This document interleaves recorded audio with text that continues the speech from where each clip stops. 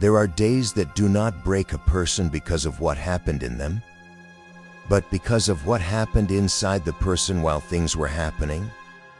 The meeting that went wrong was difficult, but it was the response to the meeting that carried the real damage into the hours that followed.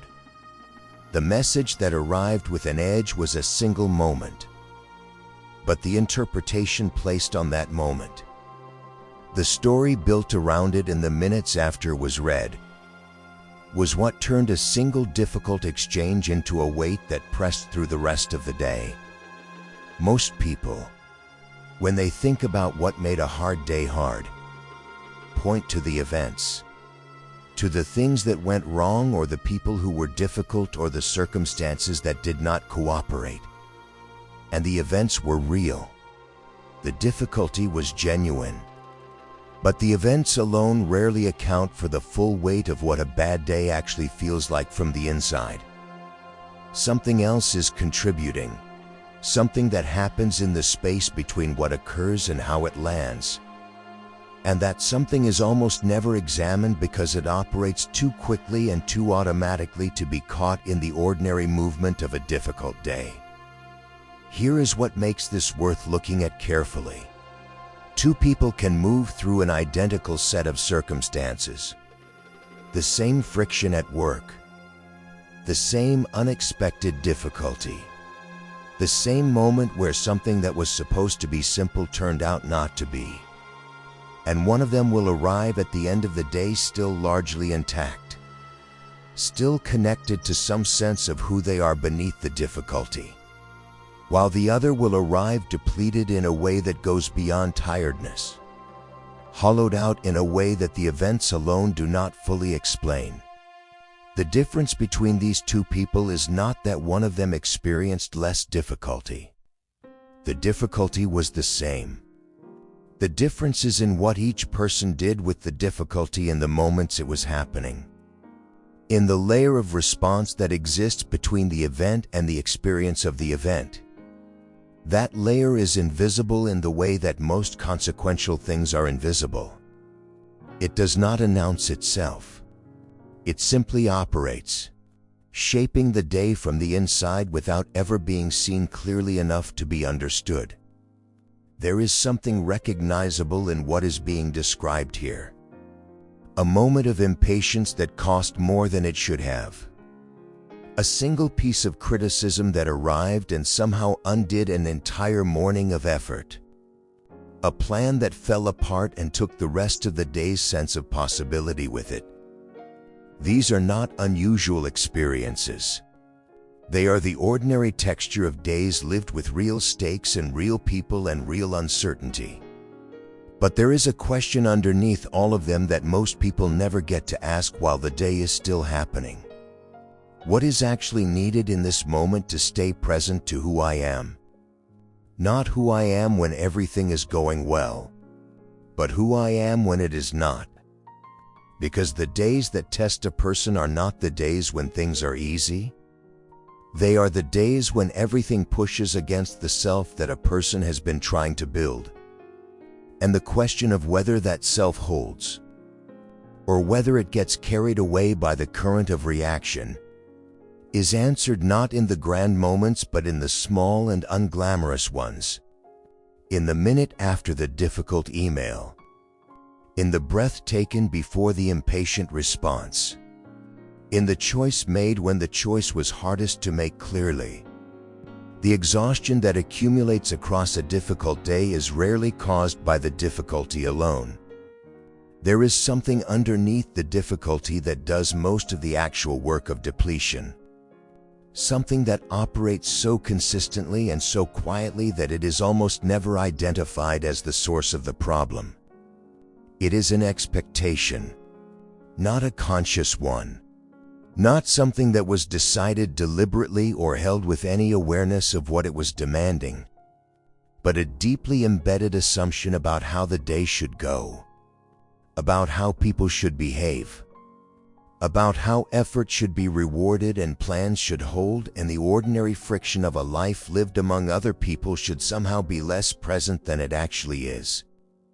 When the day cooperates with this expectation, The expectation remains invisible. It does not announce itself because it does not need to. Its demands are being met.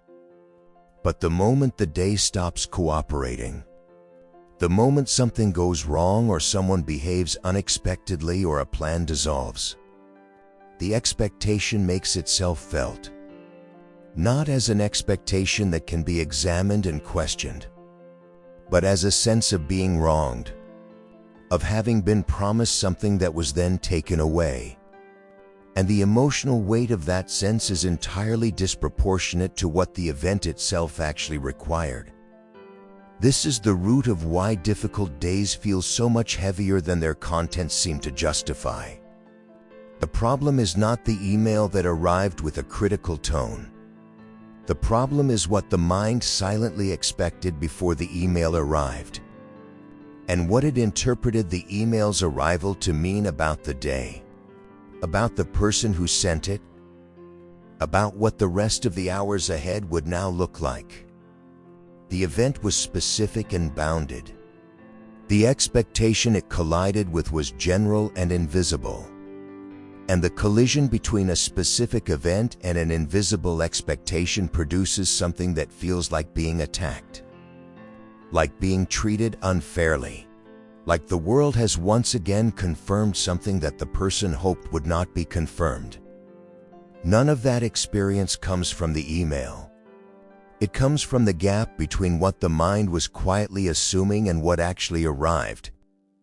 And that gap, unnamed and unexamined, is what makes ordinary difficulties so consistently exhausting. The second mechanism that keeps people trapped inside difficult days rather than moving through them is subtler and more damaging in its long-term effects. It is the way a single difficult event gets attached to a person's sense of themselves, not as information about a specific moment, but as evidence about a permanent condition. The meeting that did not go well stops being a meeting that did not go well, and becomes proof that this person is someone who cannot handle pressure. The comment that landed harshly stops being a comment from one person in one moment, and becomes confirmation of something the person has feared about themselves for longer than they can remember. The plan that fell apart stops being a plan that fell apart, and becomes evidence that nothing this person builds will hold. The movement from specific event to total conclusion happens so quickly and so automatically that it rarely feels like a movement at all. It feels like simply seeing clearly, like the difficult moment has revealed something that was always true and was simply not visible before. But this is not clear seeing. It is a cognitive collapse. The mind under stress losing its capacity to maintain the distinction between what happened and what that means, between a moment of difficulty and a verdict on the person who experienced it. What this produces in the texture of a day is something that compounds as the hours pass. A difficult thing happens early. The mind attaches a meaning to it that goes beyond what the thing itself contained. That meaning colors the next hour, making the next difficulty easier to find and harder to hold in proportion. The next difficulty arrives and confirms what the first one suggested. The confirmation deepens the meaning, and by afternoon the day has become something it was not required to be. Not a collection of specific difficulties, each with their own limited scope, but a single continuous experience of things going wrong, of the world confirming the worst of what the person suspected about themselves and about their capacity to navigate it. The original events were real, but the day that resulted from them is not the day the events actually produced. It is the day the mind built on top of the events, using them as raw material for a structure far larger and far darker than any of them individually warranted. And understanding that this is what is happening. Understanding it not as a character flaw but as a mechanism. A describable and therefore interruptible pattern in how the mind under stress relates to difficulty, is the beginning of being able to move through a hard day without being consumed by it. The mind does not respond to what happens. It responds to what it decides what happens means.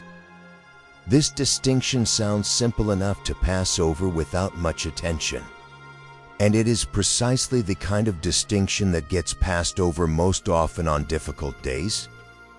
Because difficult days do not invite careful examination of the gap between event and meaning. They produce an immediate and overwhelming sense that the event and the meaning are the same thing. That what happened is self-evidently what it means. That no interpretation is occurring because the situation is simply being seen as it is. But two people can sit in the same meeting, receive the same piece of feedback, encounter the same unexpected obstacle, and walk away carrying entirely different experiences of what occurred. Not because they have different information about what happened, but because the meaning each mind assigned to what happened was shaped by everything that mind brought into the room before the meeting started. By the accumulated weight of previous experiences, by the particular fears that were already present, by the story already being told about what kind of day this was going to be.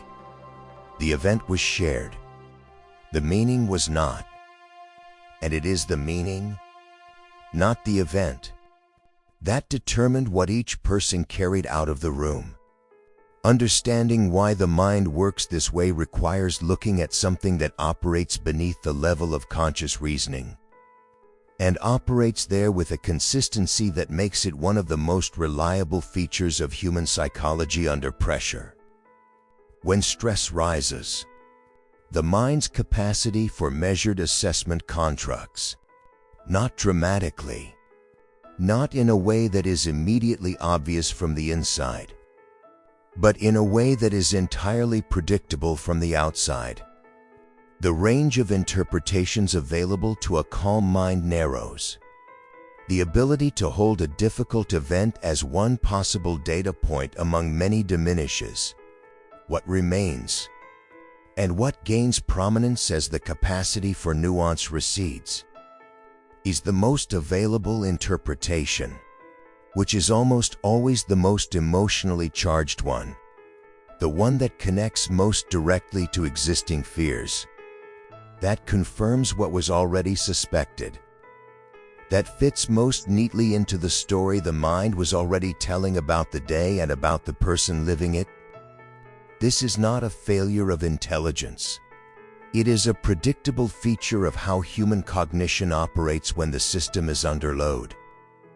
The mind under stress is not less active. It is differently active, less able to assess and more likely to react, less oriented toward accuracy and more oriented toward speed.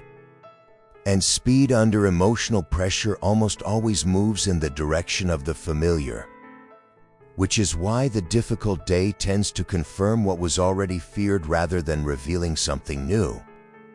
There is a deeper pattern worth examining here, because it explains something that most people recognize in their own experience but rarely understand clearly enough to interrupt.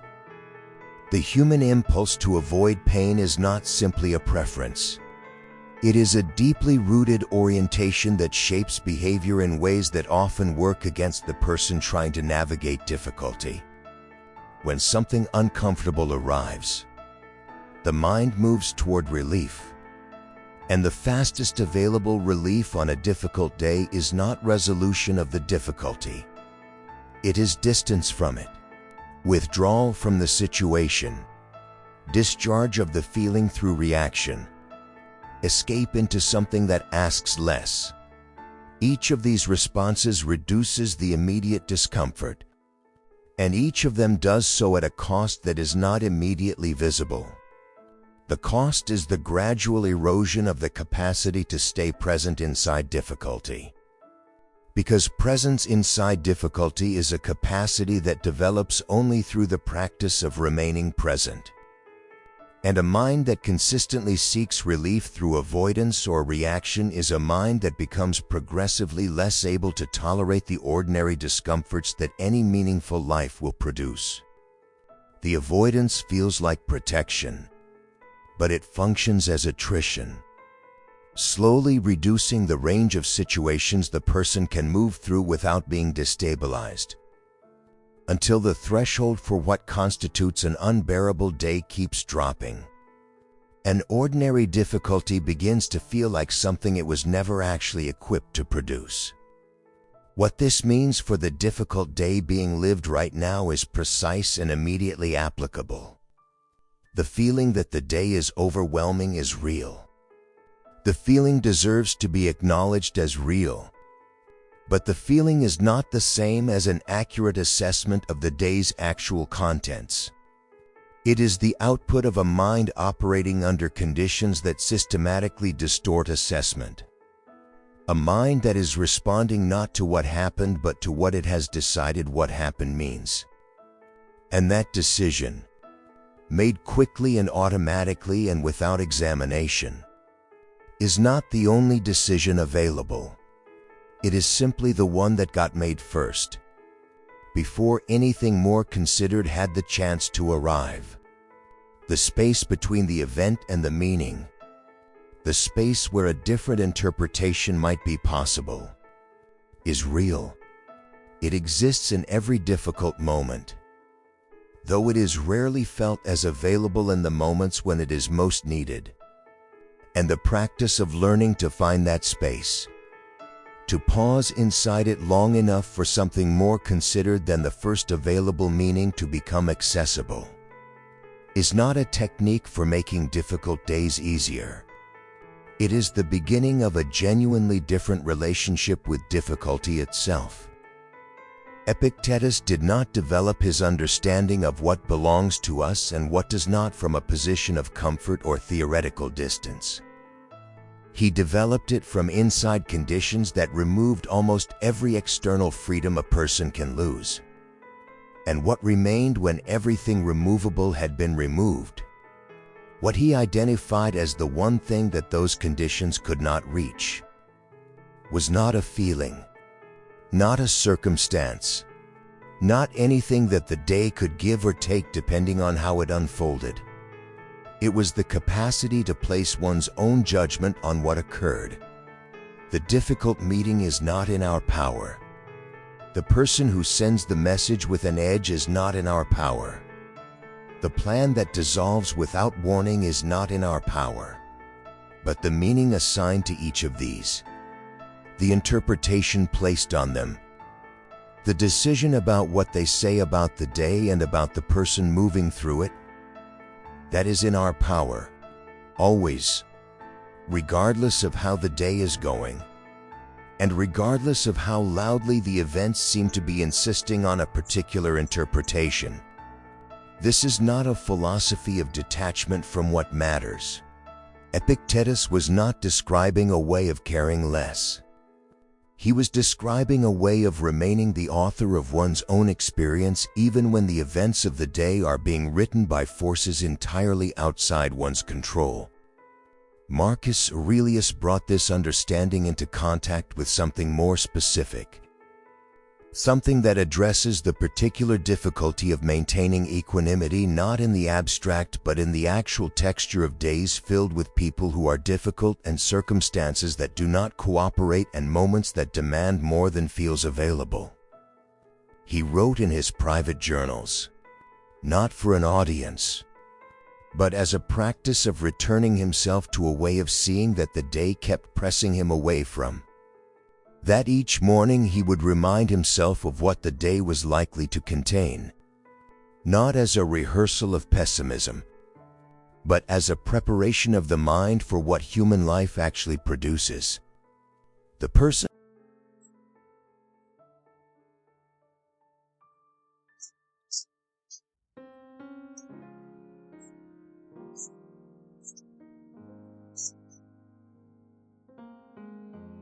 one is surprised and therefore reactive. The other is not surprised, and in the space where surprise would have been, something more considered becomes possible.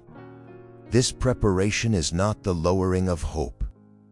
It is the raising of readiness. And readiness, on a day that is pressing hard, is the difference between being swept and remaining standing. Seneca wrote about adversity with a directness that came from having experienced the distance between a comfortable life and a stripped one. He understood that the character a person believes themselves to have in easy conditions and the character that actually shows up in difficult ones are not always the same character, and that the gap between them, painful as it is to discover, is not evidence of permanent inadequacy. It is information about where the work of genuine self-mastery still remains to be done. He pointed towards something that the Stoics called amor fati, a relationship with what happens that goes beyond mere acceptance, a recognition that the difficult day, the frustrating person, the plan that fell apart at the worst possible moment, are not interruptions to the life being built. They are the material from which the life is actually being built. The self that remains grounded when the email arrives with criticism. The self that can absorb an unexpected change without being reorganized by it. The self that moves through a day that pushed back at every turn and arrives at the end still connected to its own values. That self is not built in the easy days. It is built in exactly these ones. In the moments that feel like obstacles and are actually the only conditions capable of producing what no comfortable circumstance ever could, which is a character that has been tested enough to know what it is made of, and found that what it is made of holds.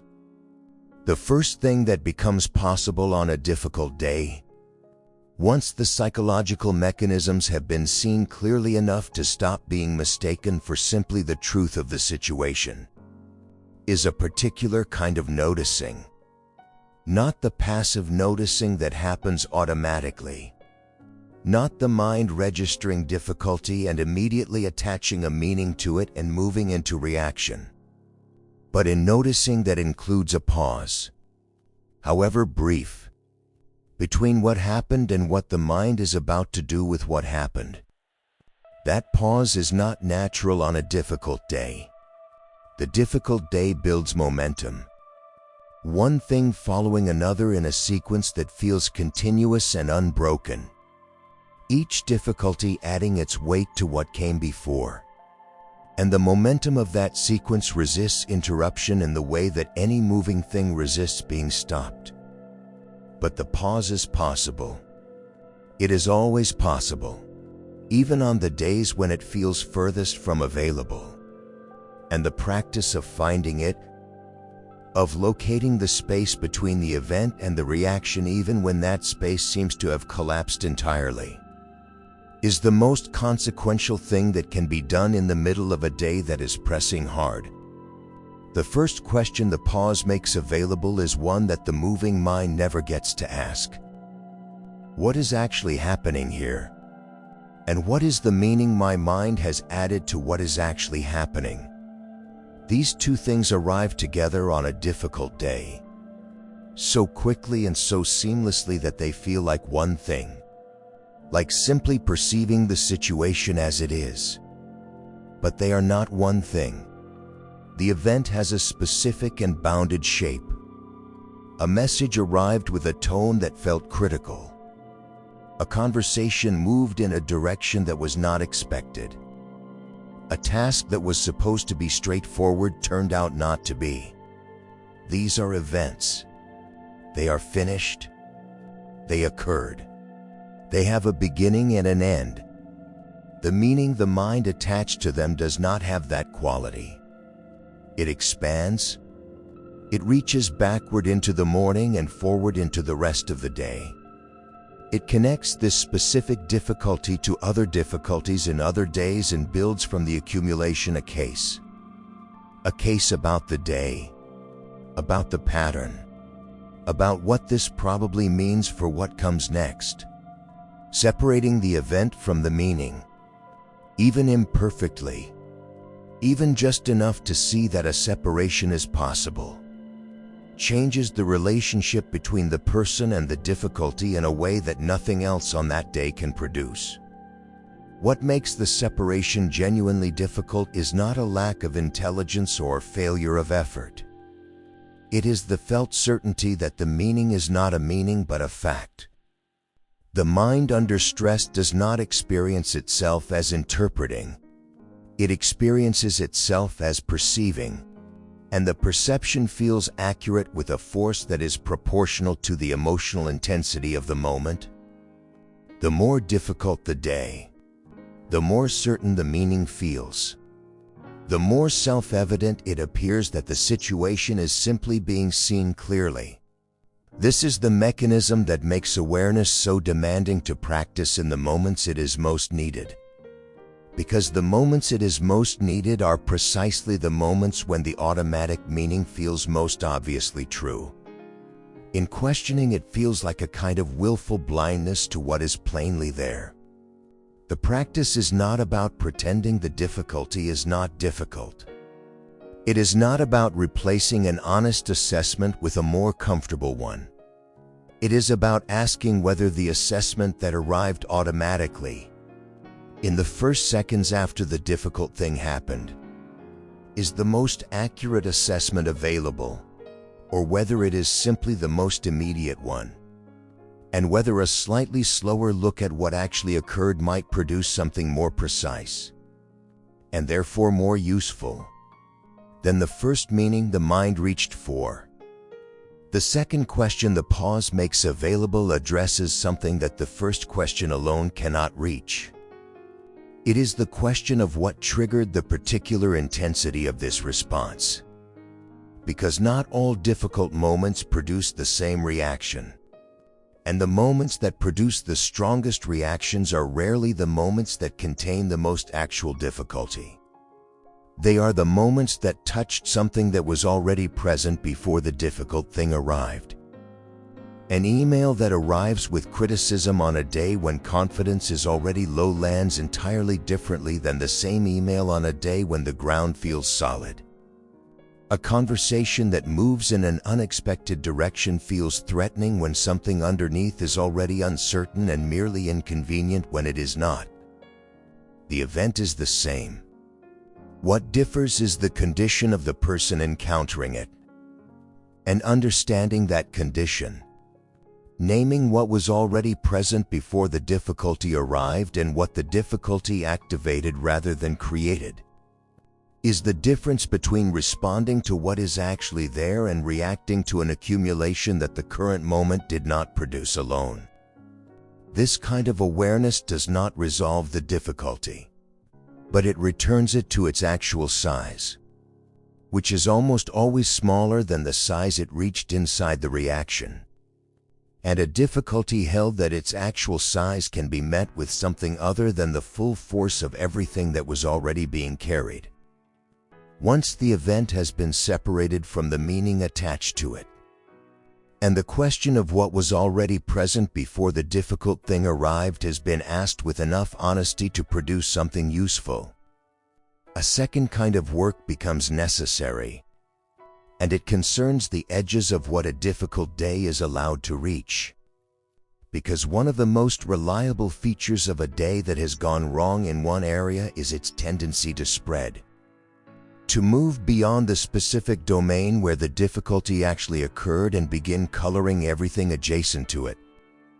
The meeting that did not go well was a professional difficulty, contained within a specific context with specific people and specific stakes. But by the time the afternoon arrives, the weight of that meeting has somehow found its way into how a simple conversation at home is heard, into how a minor logistical problem is experienced, into how the person moves through spaces that had nothing to do with the original difficulty and should have nothing to do with how those spaces feel. The difficulty did not spread because the person chose to spread it. It spread because no boundary was drawn to contain it. And without a boundary, pain moves in the direction of least resistance, which is usually everywhere. The boundary being described here is not an emotional wall. It is not a practice of suppressing what the difficult moment produced or pretending that the weight is not real. It is something more precise than either of those things. It is the recognition that a difficulty belongs to a specific domain, that it has a location, a context, a set of people and circumstances that generated it, and that allowing it to migrate beyond that location is not an inevitable consequence of the difficulty itself, but a choice, usually an unconscious one, made in the absence of any deliberate decision about what this particular difficulty is and is not allowed to touch. The email that arrived with a critical tone belongs to the professional context in which it arrived. It does not belong in the conversation that happens later in the day with someone who had nothing to do with it. The plan that fell apart belongs to the specific project and the specific circumstances that caused it to fall apart.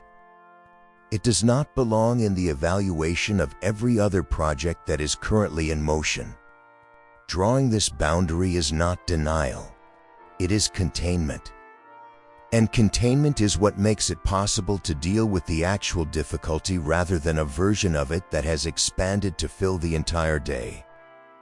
There is a related boundary that operates at a different level and is in some ways more important. It is the boundary between what the difficult day says about today and what it is allowed to say about everything. The mind under stress has a strong tendency toward generalization, toward drawing conclusions from specific events that reach far beyond what those events actually support. A single difficult interaction becomes evidence about all interactions. A single failure becomes confirmation of a pattern. A single day that pushed back at every turn becomes proof that the larger direction is wrong. These generalizations feel like insight on the day they form. They feel like the mind finally seeing clearly what it has been too optimistic to acknowledge before. But they are almost never insight. They are the output of a system operating under conditions that systematically favor negative conclusions, that is designed to weight threat more heavily than safety, and that on a day when threat has already been confirmed by actual events, will extend that confirmation far beyond what the evidence warrants. The boundary that interrupts this is simple to describe and requires genuine practice to hold. This day is this day. This difficulty is this difficulty. The conclusions that feel most obvious on the hardest days are precisely the conclusions that deserve the most scrutiny before being accepted as true. The emotional discipline that both of these boundaries require is worth examining carefully, because it is easy to mistake what is being described for a kind of emotional management that asks a person to feel less, to care less, to move through difficulty with a detachment that is really just another form of avoidance dressed in more philosophical language. That is not what is being described. The difficulty is felt, fully and without flinching, because a feeling that is not felt does not disappear. It relocates to somewhere less visible where it continues to shape behavior without being available for examination. What the emotional discipline being described here adds to the feeling is not distance from it, but direction. The feeling is acknowledged. Its actual source is examined. Its appropriate domain is identified. And then a choice is made about where it is allowed to go from here.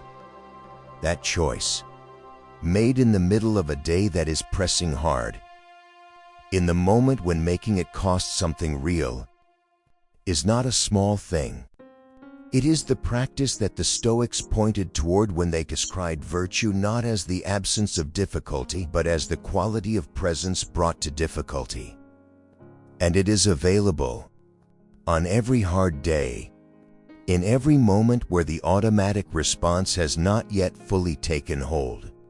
There is a sentence that the mind on a difficult day almost never says to itself: not because it is complicated or requires special knowledge to construct, but because the momentum of a hard day moves in the opposite direction from the kind of stillness the sentence requires. The sentence is this: this day is testing my character. It is not defining it. The difference between those two words, testing and defining, is the difference between a difficulty that is happening to a person and a difficulty that is revealing something about a person. And that difference, held clearly in the middle of the hardest moment of the day, changes what the moment is and what it is asking for. A test has an end. It occurs within a bounded period. It makes demands that are real and significant. And then it concludes.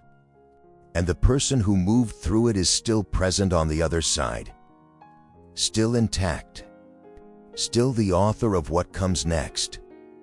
A definition is permanent. It rewrites the whole. It takes a specific moment and extracts from it a conclusion about the total. And the mind under stress will consistently move toward the definition unless something intervenes to hold the boundary between the two. The internal script being described here is not a collection of phrases to be repeated in the hope that repetition produces belief. It is a set of precise corrections, each one targeting a specific distortion that the difficult day reliably produces, and each one requiring enough genuine engagement to function as a real interruption of the automatic pattern rather than a surface gesture in its direction. The first correction addresses the distortion of totality, the way a single difficult event expands to fill the entire day. This moment is difficult. This moment is not everything. Said with attention, said as an actual observation about the specific situation rather than a generic reassurance. This sentence does something that the automatic pattern cannot do for itself. It returns the difficulty to its actual scale, which is always smaller than the scale the reaction assigned to it. And a difficulty at its actual scale can be met with something proportionate, rather than with the full accumulated weight of everything the day has produced up to this point. The second correction addresses something that sits underneath the first, and it requires a particular kind of honesty to apply accurately. What happened in this moment belongs to this moment. It does not belong to my capacity, my worth, or my direction. This correction is not an instruction to ignore evidence. If the difficult moment revealed a genuine gap, a real area where something needs to develop or change, that information deserves to be received and kept. What the correction refuses is the leap from specific evidence to total conclusion. The move from "this did not go well" to "I am someone for whom things do not go well," that the stressed mind makes so automatically and with such apparent authority. The authority is not real. It is a feature of the emotional intensity of the moment, not a feature of the actual evidence. And the sentence, applied honestly, creates enough separation between the two to make that distinction visible.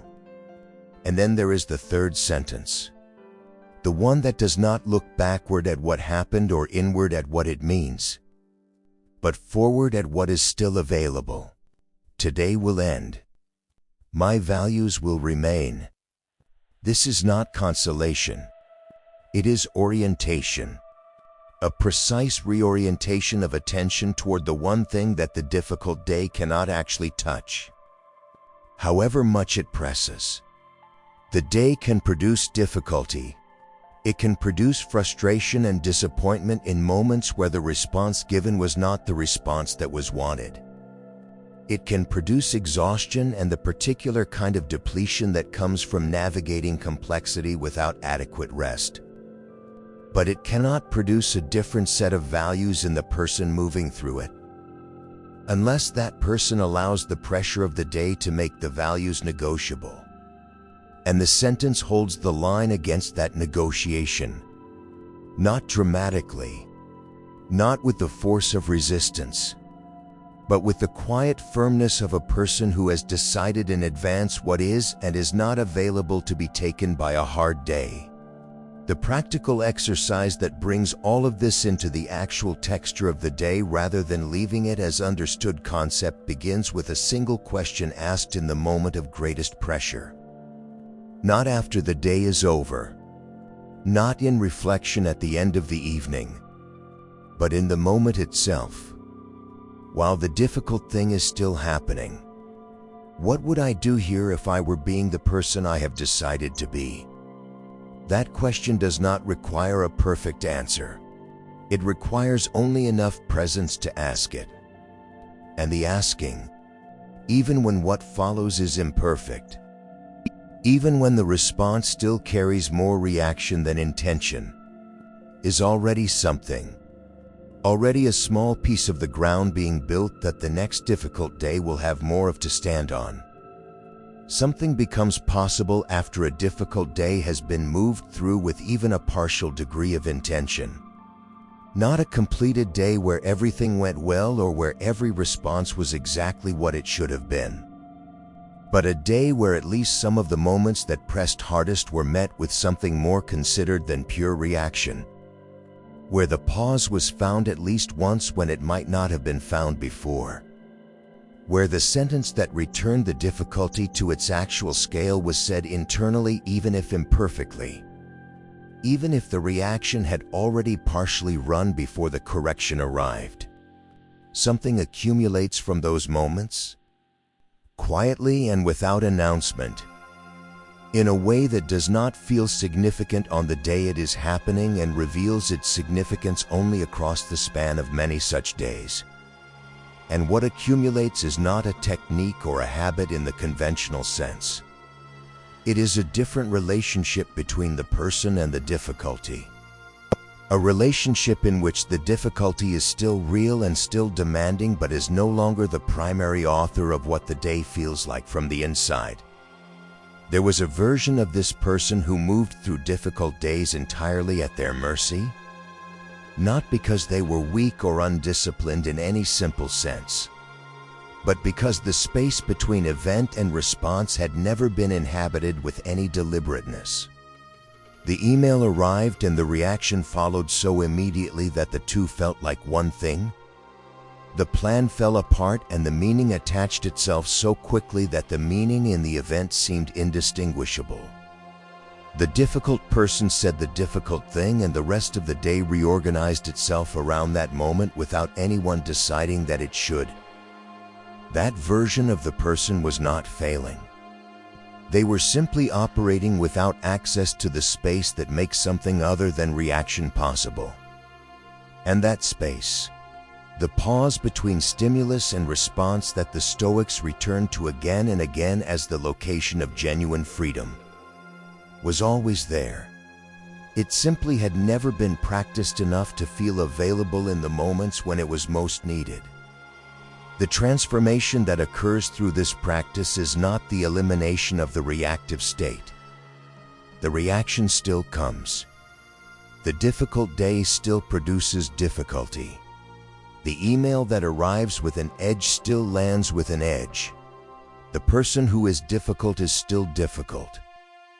And the body still registers all of this with the same physiological response it always has. Because that response is not something the practice removes. It is something the practice learns to work with rather than be governed by. What changes is not the presence of the reactive state but the relationship to it. The reaction is felt, fully and without denial. And then something that was not previously available becomes available. A moment of recognition. This is the reactive state. This is what it feels like. This is what it is doing to my assessment of this situation. And that recognition, however briefly it holds before the reaction reasserts itself, is the opening through which something principle-driven can enter, not to replace the feeling, but to govern what is done with it. What this produces on a difficult day is not serenity in the conventional sense. It is not the absence of being affected. It is something quieter and more durable than serenity. It is the experience of moving through a day that pressed hard and arriving at the end of it still recognizably oneself, still connected to the values that were present at the beginning of the day, still the person who chose to be here rather than someone who was simply produced by whatever the day happened to contain. The difficulty was real. The pressure was real. And something held, not perfectly, not without moments where the reaction took over and the values receded, but held enough that the day did not become something other than a difficult day, did not become a verdict, did not become evidence about what this person is fundamentally capable of. It remained what it actually was, a hard day, moved through by a person who was practicing, imperfectly and honestly, the difficult art of remaining present to who they are when everything around them was pressing them to be something else. And that, unglamorous and unfinished as it is where inner freedom actually lives, not in the absence of hard days, but in the discovery that hard days do not have the final word on who moves through them.